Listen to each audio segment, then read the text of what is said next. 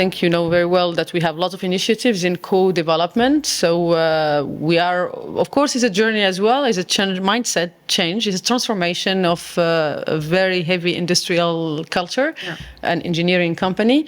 We are not yet there, but there are a lot of initiatives how we can collaborate with startups, how we can collaborate also with universities and also with big companies. There are lots of plans and ideas. Also, we need to include our supply chain. So that's really to tackle that scope 3 challenge, which is still the biggest burden on our industry. We will need to integrate our value chain and our suppliers into those programs. So it's a journey.